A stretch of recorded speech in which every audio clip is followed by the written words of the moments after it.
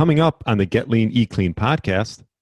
I want to be the guy when people hear this, like, man, I'm not going to wait around anymore. I'm not going to wait for just this magical thing to take place. And I'm as fit and as strong, as healthy as I've ever been in my life. Like, you're the only person that can make that happen. Like, no one can do it for you. And the number of people that have reached out and like, hey, I would like to come train with you. I would like to do this. I would like to make the same decision to do this. Like, that's great. Do it. You don't need me. You Right. don't need me. Like, there are way better people on earth that can help push you more than I can. But if you heard something that I said, or, some comment that I made here or there, or listened to an interview that I did, and that pushing, it was all worth it, because I was very thankful to have the people come around me and push me in the right direction. But ultimately, it was me that had to make that decision and kind of buy in and do the work that it was going to take, and be very patient, because it does not happen overnight. Hello, and welcome to the Get Lean, Eat Clean podcast. I'm Brian Grin, and I'm here to give you actionable tips to get your body back to what it once was 5, 10, even 15 years ago.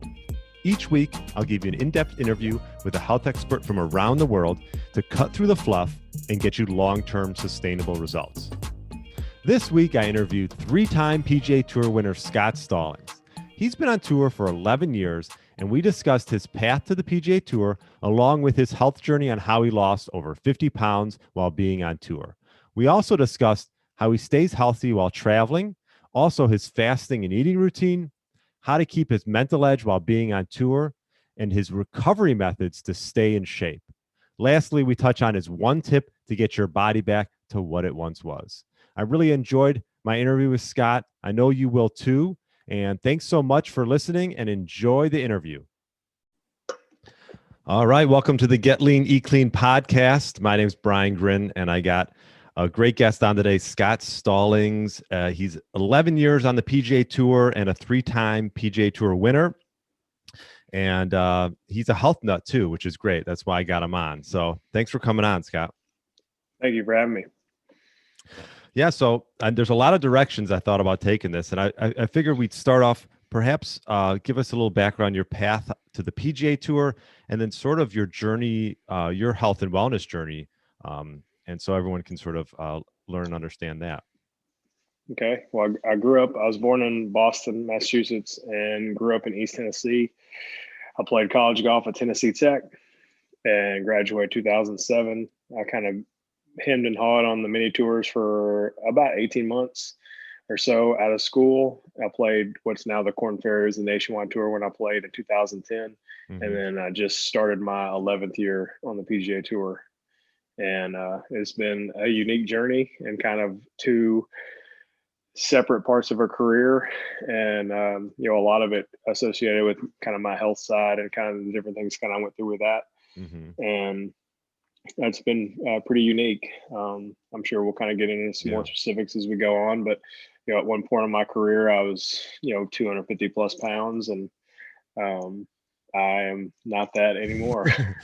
And I had a lot of really good people come around me and kind of push me in the right direction, help me make better decisions, and kind of learn what my version of health looked like, and made some mistakes, learned a lot through the process, and continually trying to surround myself with people that are, smarter and way more knowledgeable in the areas, and, try to, pick their brains anytime I can, and more opportunities to do things like this to try to, give people an opportunity to learn from the mistakes that I made, and kind of, push people in the right direction, especially, it's New Year's Eve when I don't know when this is coming out, but, there's no time like the present. And I always hear these comments of, I'm going to wait to this. I'm going to wait to this. Like, let's not wait for anything. Like, tomorrow's not promised. People don't know how bad they feel until they know how good they can feel. Mm-hmm. And, when you take care of your body and kind of, treat it the right way, it's amazing what it's truly capable of. And I'm a true testament to that. And, it's been, ignorance is not an excuse. And I was extremely negligent in a lot of areas, and learned a lot through the whole thing, and thankful to kind of come out on the other side and have opportunities to have conversations like this. Yeah. And your story is a great one in the sense that right now you probably weigh, I was looking, are you like 195 right now? You're 6 feet tall, right? Yeah, I'm just under 6 feet. I got down really low The lowest I got was 177, Wow. and that was like Mhm. kind of like rail.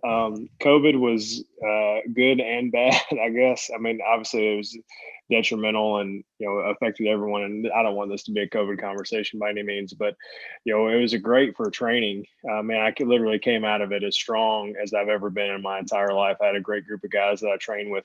We just kind of quarantined amongst ourselves, and I mean, felt like I put on a significant amount of strength and a little bit of size as well. Not that that was necessarily the goal, but Right. when you kind of got a chance to take yourself away from playing and competing on tour, I kind of found early in my career, like during the season, I gained weight. In the last few seasons, I struggled to kind of keep weight on. Hmm. And, when you're playing, 30 weeks a year, you got to be diligent as far as understanding what that looks like. And I've always never really dealt with that. But when I got below 180, that was the time. I was like, all right, we need to kind of figure something out. A little bit kind of adjusted the way I trained and a little bit of the way that I ate, and kind of just to maintain, that kind of like high 80s, low 90s is kind of like my sweet spot of where I feel my best. Right. Yeah, I think that's an important point is like I was sort of the same way. I've never been like, 250. I'm 5'11 and I'm like for me a comfortable weight is right around 170. And everyone's a little bit different, but I've gotten up to like 185 as low as probably almost 160. And you sort of find that sweet spot where you feel like you have energy and you don't look you just look like not too thin but not like you haven't overdone it or like bloated. um I would say going back to your health journey, you were over 250. What sort of clicked and to get into shape, and what kind of things did you do like diet wise and workout wise to sort of help you get down to where you wanted to get? The biggest thing was I had complete sinus reconstruction in 2015, and kind of came from a myriad of doctor strips and this and that. And I ended up at an ENT's office, and he did a CT scan of my sinus, and he came up. He's like, "You see this? If this was your heart, you'd be dead." Mm, And he said, "You need surgery as fast as I can get you in the operating room." wow. He said, "It's going to take me about 45 minutes or an hour, and it'll change your life." And he basically roto-rooted my entire sinus cavity, my throat, my nose, everything in there, and just the ability to breathe.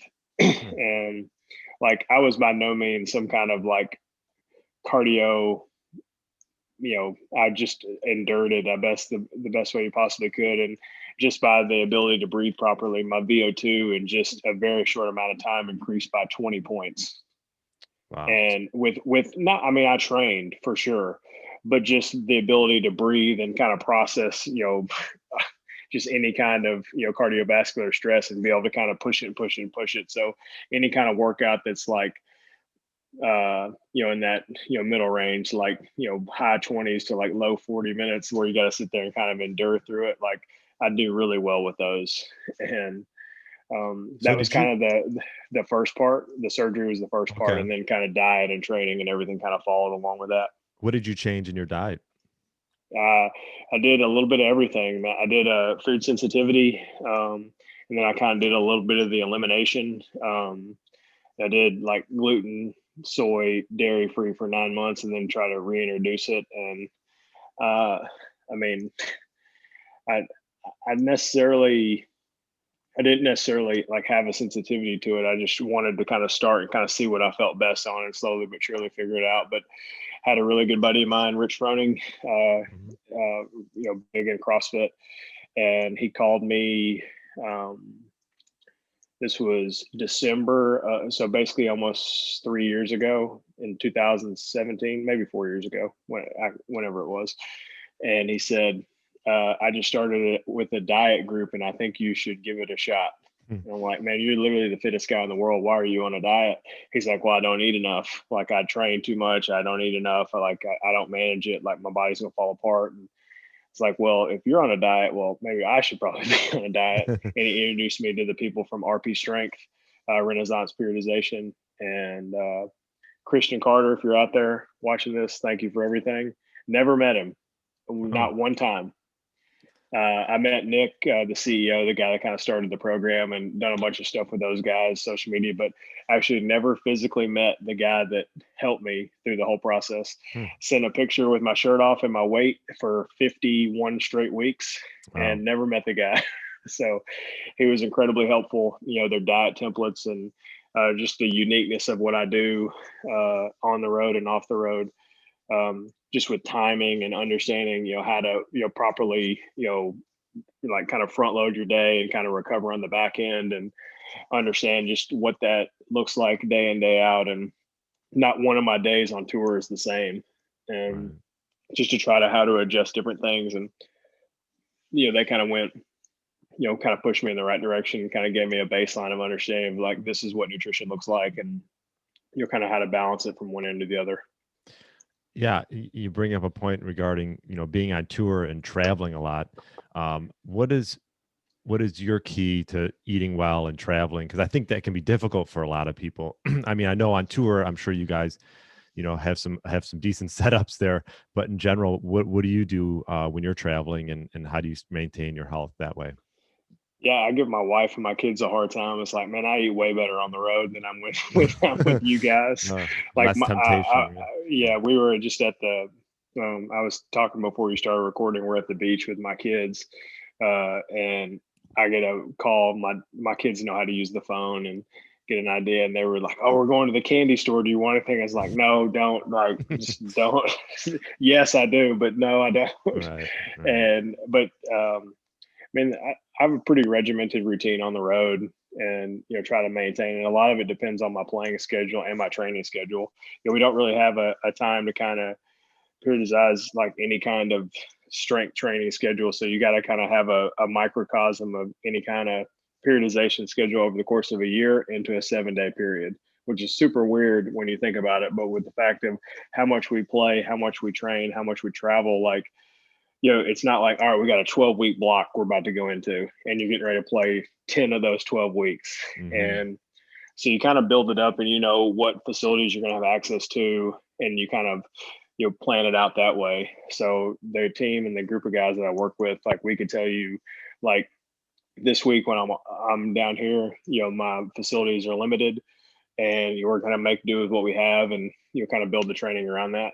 But next week when I go to South Florida to practice, I know I have basically unlimited training resources. So you kind of build it up and understand what you're going into. And diet's the same way. Like, right.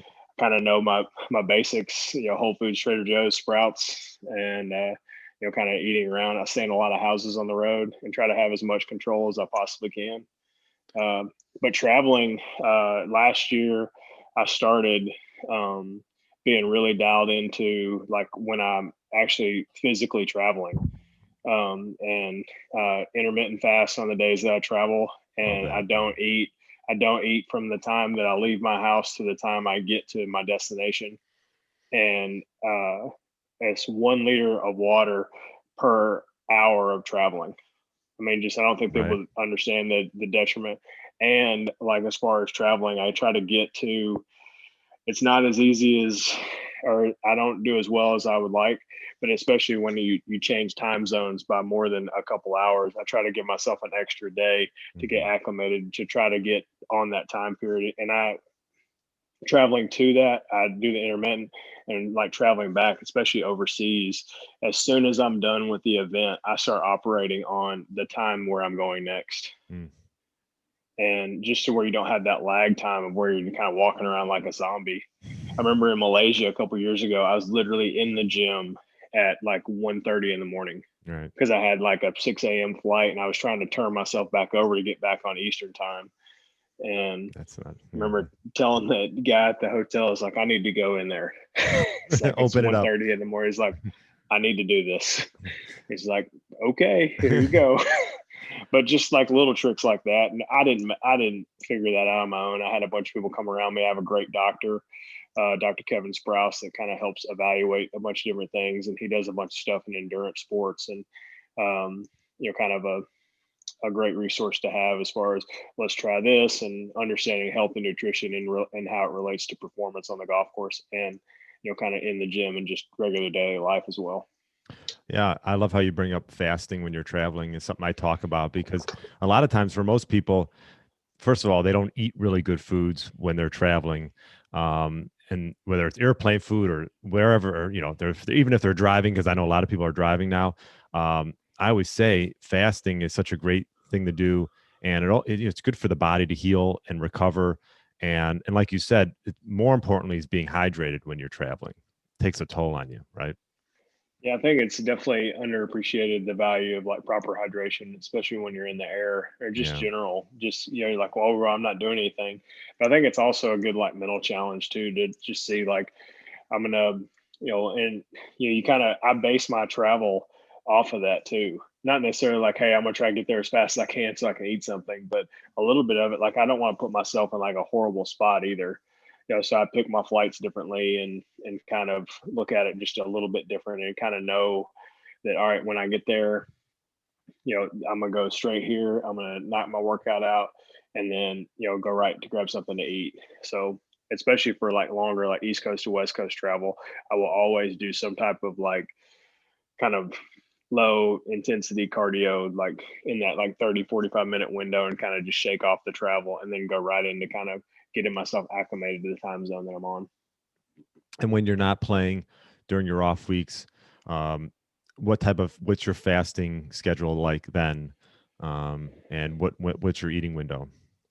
Yeah, I try ideally intermittent 3 days a week, and predominantly Wednesdays. I was talking about the kind of our training schedule. Wednesday is our kind of cardio interval day, and like fasting cardio is no matter in week, in tournament week, off week, whatever. That's kind of one of the most important days as far as the metabolic reset. As far as our tournaments are Thursday through Sunday, Hmm. and I think it's great to kind of reset and kind of get the mind, body, and everything reset and going right into it. And I will predominantly do that always early in the morning on Wednesdays, so I can have a full feeding window going right into a tournament, Mm. and I'm not at a detriment to when I have to play the next day. But it's a little bit of mental, a little bit of physical, a little bit of physiological. Hmm. There's kind of benefits on all sides, and um, I messed around with intermittent every single day, and I just found that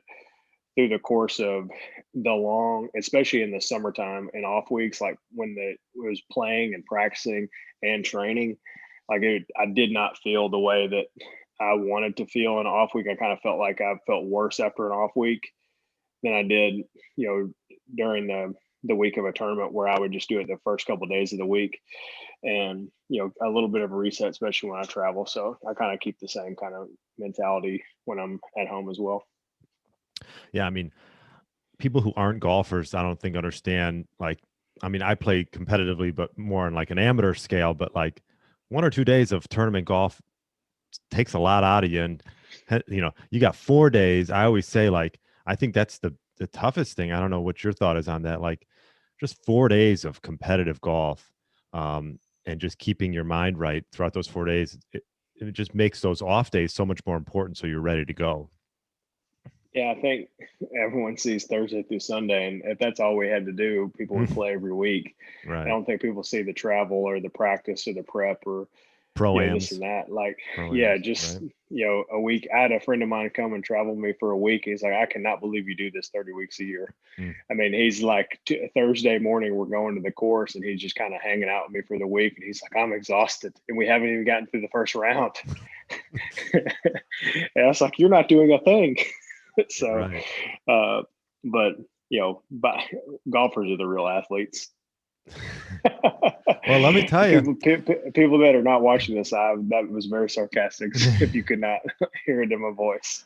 Let me tell you, I mean, you got to be, I mean, nowadays, there's probably more guys in better shape in golf than ever before, right? I mean, this was a trend. I mean, I know you're a Tiger Woods fan from back. I mean, I'm 40, you're 35, so we sort of grew up during the same time. And I mean, Tiger and like VJ Singh, those guys, Gary Player, obviously for a while, those guys sort of brought fitness to golf. Yeah, for sure. And I mean, now whether they look like it or not, everyone's doing something. Just the way the game's played and just the evolution of fitness and golf and kind of how it's all progressed. And you know, they might kind of, I don't know, play it off or whatever, but everybody's doing something. You cannot have the, asymmetrical movement, the volume of times that we have throughout the season and not do something to try to take care of yourself. That guy that's like, oh, I don't do anything. I mean, he's not going to do it for very long. I mean, your body's going to completely fall apart.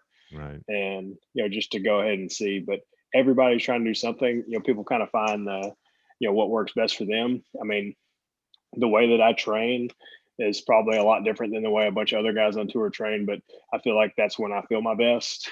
And, a lot of it's on the mental side as well. Like golf is very long, it's very slow, involves a lot of patience, and which is great. And you kind of know that going into it, but that is complete polar opposite of my personality.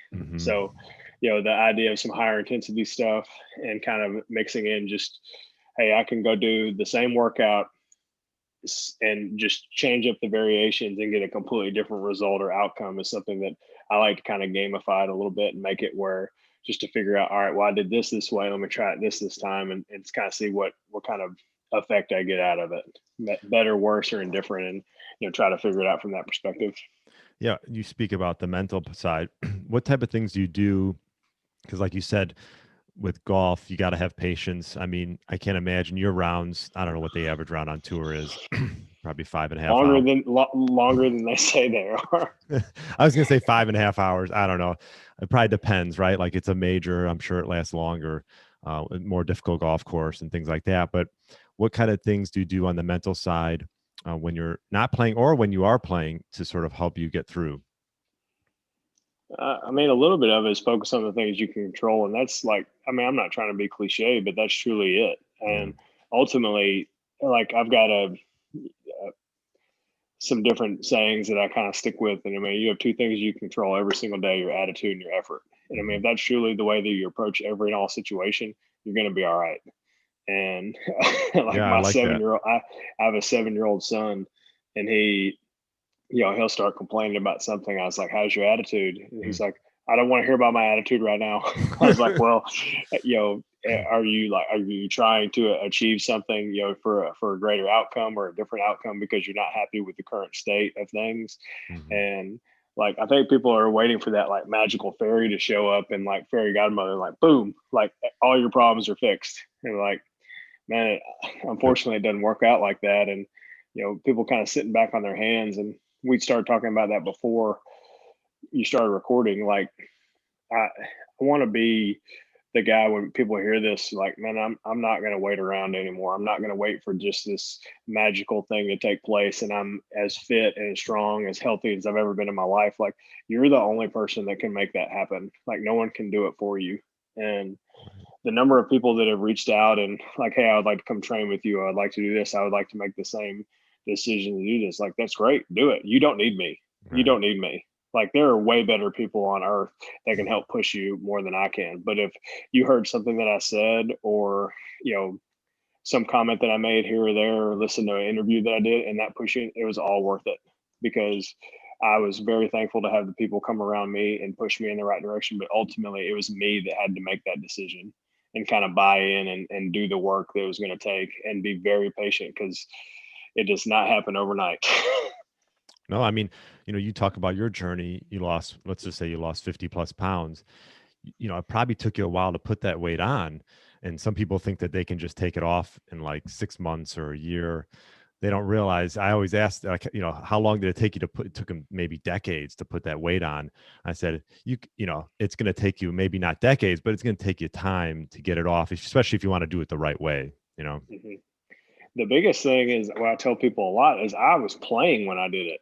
It's not like I took 6 months off from the tour and like, I'm going to go figure this out. It's like Yeah. I mean, probably in some ways it was a detriment. In some ways it was a huge positive. I mean, I could look at it both two different ways, but I think there's a lot of different things that go about it. But like, I was actually playing on the PGA Tour, going through this, trying to understand macronutrients and all these other things. Like, oh, I got to look at, all right, this is this day. All right, I got to make sure I map it out and kind of go from there. And I think the biggest thing is like, when any person gets into kind of a dietary or like nutrition consulting, is like they end up eating significantly more than they think they are, because like ultimately it all comes down to math and understanding caloric deficit and output and everything like that.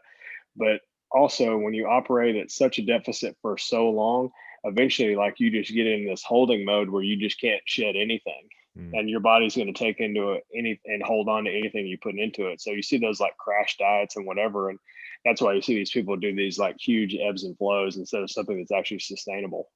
Right. What I know there's a lot of different camps now, keto camps, carnivore camps, things like that. Is there a certain camp that you like, or that you found is right for your body? Or do you have your own camp? I would say I'm strong in the meat camp. Yeah. I'm not carnivore. I mean, I love a steak. I love cooking. I love grilling. I love all that stuff. Hmm. Um, I I'm I would not say the idea of carnivore sounds great just to try it, but I'm sure after like a week I'd be like, all right, I'm over this. Uh, but I'm not at keto at all. I Hmm. do high fat, which is probably surprising to a lot of people. Okay. But that was kind of something that the RP guys just a little bit from a cognitive side. I'd say high fat relative to like normal baseline. Hmm. Um, and uh, Definitely nowhere near though in the keto world by any means. I'm moderate carb, but predominantly most carbs like through the first part of my day. I guess you'd say Yeah. you front load it. Okay. But I'd say the most important thing that I do is, especially on the road, is the like your last meal. Mm. And I started messing around with like some sleep and recovery stuff as far as trying to, whether it was carbohydrates or fat or sugars or kind of whatever, and kind of had to find that perfect go-to meal before you went to bed. Hmm. And I started messing around with it with some of the people from Whoop that do all the sleep and recovery aspects of what we do, and it was crazy to see. How So it just how it affected your sleep, what you ate, and then what time you ate as well, right? for sure. Yeah. And I kind of built this little routine of what I was doing. If I knew when I was going to go to bed, like having the most consistent time in bed and time awake, especially for people who have, similar work schedule stuff, it's pretty easy to do. Hmm. Like, more often when you're going to go to sleep and more often when you're going to come up, like wake up, and kind of filling in that perfect gap of like cold shower, food, teeth brush, lights out, everything. And man, I started seeing my REM and my slow wave, my deep sleep just drastically recover. And you hear people like, you're eating like high fat yogurt and carbs like right before you go to bed. We're like, yes, I am. And when I wake up in the morning, I can literally pick up my house. Like just waking up and just feeling like I could run through a brick wall. So you talk about like a night routine, and I think it's so important for people to get quality sleep. And like you said, using the Whoop band, which I actually just got, we could talk a little bit about that. But yeah, having that that night routine. What now? When you talk about eating and what time you stop eating, because for me, I had a CGM for a while, like a continuous glucose monitor. I just wanted to see where my levels were at. Is I found that if finished eating earlier, it helped my sleep. Is that something that you found as well? And do you have a certain time that you sort of cut it off? Yeah, there's definitely a certain time that I cut it off, but I think, and it also goes into the volume of what you're eating. But I think, Hmm. and I am way more diligent on this on the road because more than likely I have trained and I have practiced. So that means probably, 60, 90 minutes in the gym and then a full day of playing and practicing. I mean, your caloric burn and output for the day is just, I mean, you're almost, unless you just, I mean, you have to try very hard to just match up what you output for the day. So that last meal is and you're not waking up in the morning like ready to eat your pillow, because that's what I was struggling with. Like Really? I couldn't stay asleep because I kept waking up like I'm starving. Yeah. So they kind of adjusted a little bit of some of the stuff that I was doing, and I started adding that in and started seeing significantly improved sleep throughout. But routine's everything. Hmm. Understanding like what you do when you wake up, what you do when you go to bed. Like I struggle a little bit with some supplementation stuff early in the day. So my first cup of coffee is literally a delivery mechanism. Hmm. Is I have everything set up. I get it in there, a little bit of collagen, a little bit of creatine, glutamine, everything, and I just literally And then, I mean, if people aren't coffee people, it's just kind of whatever they can build in their routine where they know they're going to kind of get it in. It doesn't matter how you do it. It's just kind of making sure you ability to put it in there. So you talk about morning routines. I'm a big morning ritual guy. And I noticed you added in there, you do a cold shower. So some cold therapy, which I love. I've gotten into cold plunging. I did one last night. I haven't done it in a while. And in Chicago in the winter, you're not always like, oh, I want to do this because it's, really cold outside. But do you do any cold plunging? You mentioned cold showers. I do. I have a horse trough in my barn, in my gym. Oh. I've got an industrial ice machine. And if I was home more, like I would buy the freezer tub and everything and do it. I just don't want to have to basically start it, kind of stop and start it coming in and out from being on the road. And that's the best. One of the best I've ever felt is with my buddy Josh Bridges in San Diego. He has a barrel sauna and he has a freezer tub right beside each other. And we did some contrast. And I had a red eye flight. And I literally, when I landed from my red eye from San Diego back to the East Coast, I literally texting him, was like, what did we just do? This is the best I've ever felt off a red eye. Yeah. And we basically did 200-degree barrel sauna intervals with 1 minute, like cold plunge. And water was like 34 degrees. We're just sitting there and just going back and forth, back and forth, back and forth. And man, it was incredible. So that's the most ideal. That's like the unicorn, but if you could try to find it, I prefer cold better than hot.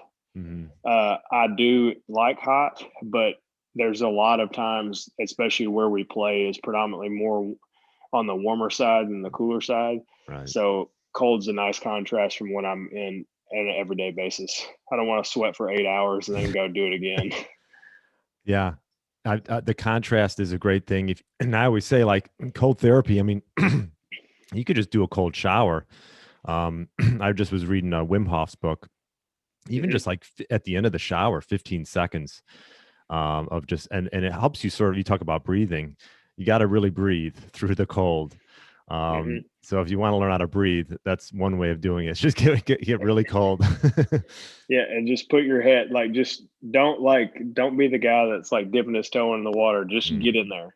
The faster you learn how to deal with it, and you'll figure out what kind of mood you're in, especially if that's how you start your day. I was talking to Will Ahmed from Whoop, and he started talking about he just took cold showers all the time. And he's like, I just figured out real quick earlier in the day, like what was going to be my attitude, like adjustment for the day. And I just turned that water on and got in there, and I was just ready to deal with anything. Yeah.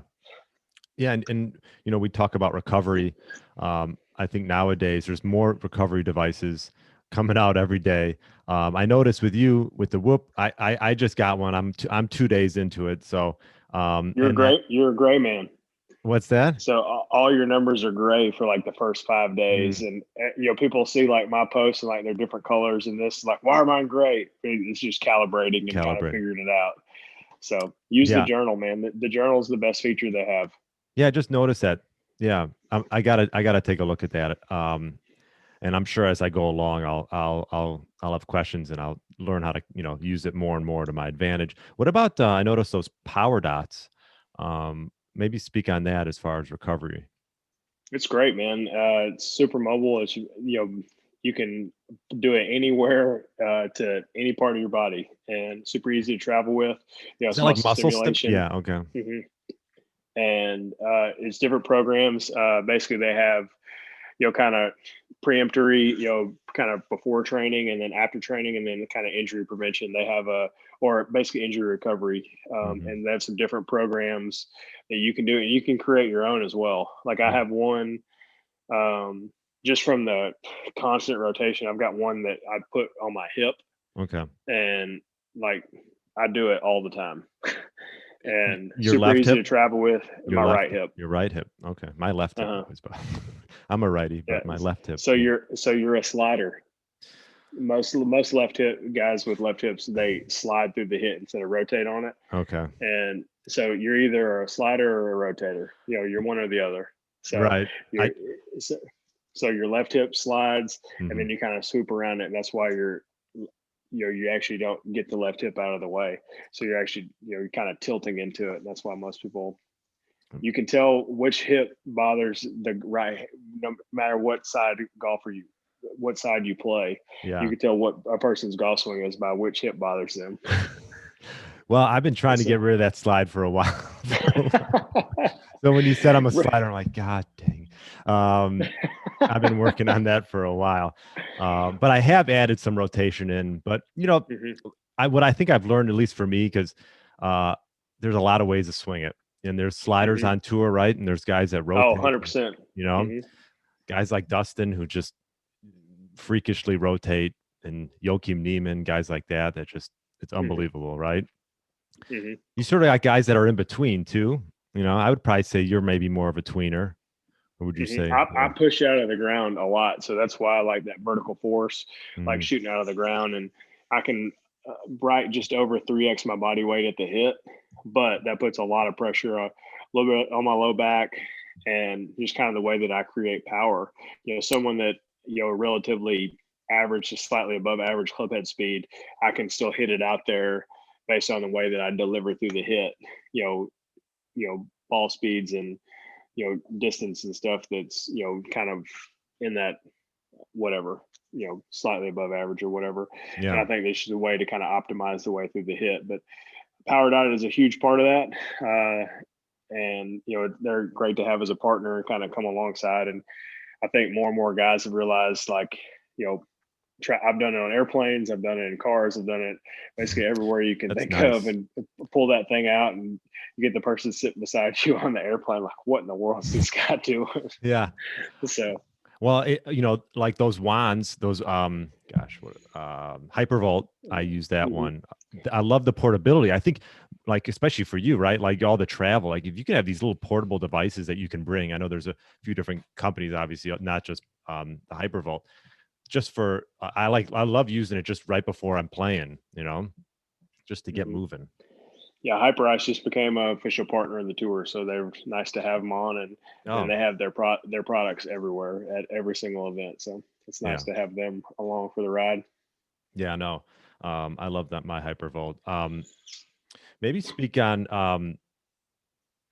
I know this probably gets brought up a lot. It's interesting.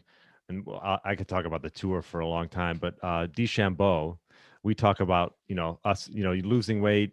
And it's interesting with him putting on weight like that and generating all this speed. Do you see yourself, and I'm not saying you putting on weight, but like, do you see more guys trying to chase speed?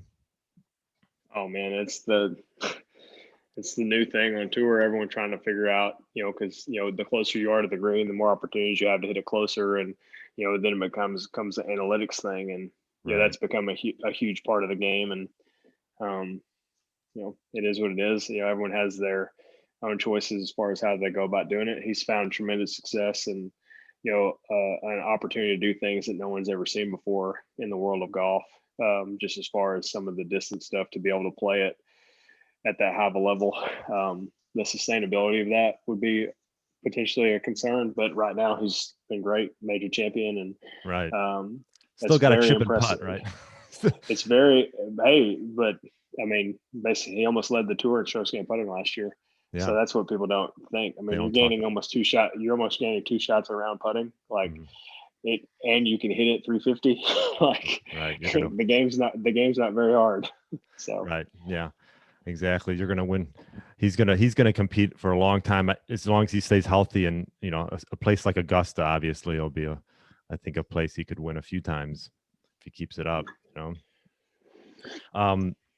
What would you say some of the most fit guys on tour are? If you have to pick a handful of them? I think a lot depends on what your definition of fitness is. I've trained with Rory. I've trained with Camilo. Never trained with Tiger. I've talked to Tiger a lot. And I think it just determines on whatever, like, I mean, cardiovascular endurance, Camilo Villegas. I mean, he would like to go ride his bike around the whole state of Florida. Like I don't want to do that. Right. Me neither. No, thank you. But just different things like that. But there's some other guys that have really cool fitness stories. Morgan Hoffman, battling muscular dystrophy and just kind of how you go and compete against the best players in the world while battling just a completely debilitating disease Yeah. and, managing that. So, I mean, his health and wellness story is pretty remarkable, and just all the different things that he's had to deal with and going Yeah. about doing it. So I think it determines what your definition of fitness is. Right. Obviously, Dustin is incredibly, super athletic. Brooks is super strong. I think it just determines on what, you know, I would say my definition of fitness is a little bit different than others. Right. But I'm not great at anything, but I'm pretty good at a lot.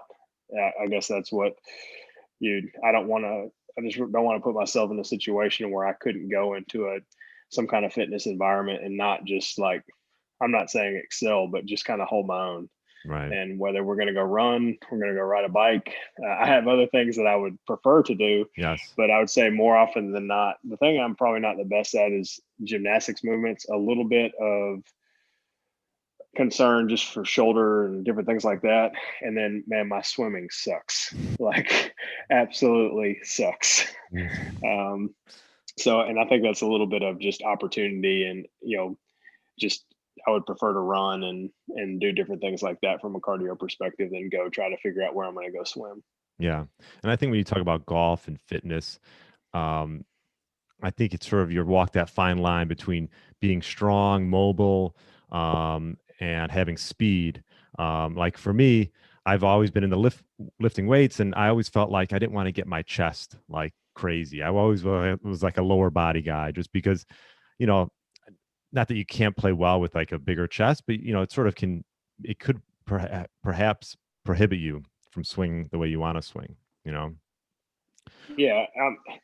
I, I think all that kind of stuff goes with, personal preference. And Yeah. um, I've kind of gone through some stuff through this off season, kind of found some different things. I tore cartilage in 5 of my ribs in Mm. 2012 and never recovered, never properly healed them correctly. So I have a ton of right bend in my swing.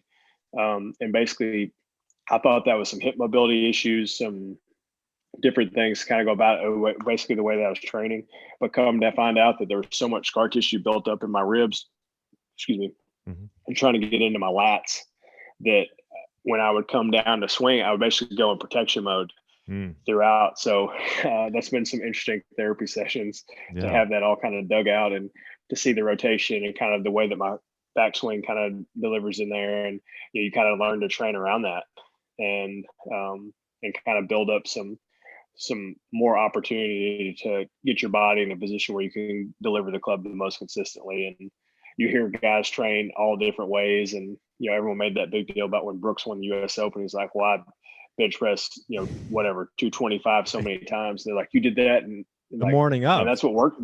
That's what works for him. Yeah. Like, I mean, the guy won 4 majors. Like, why are we knocking that? Like, Right. to each his own, man. If that's what works best for him and he goes out there and performs at a high level, like, what does it matter how he trains?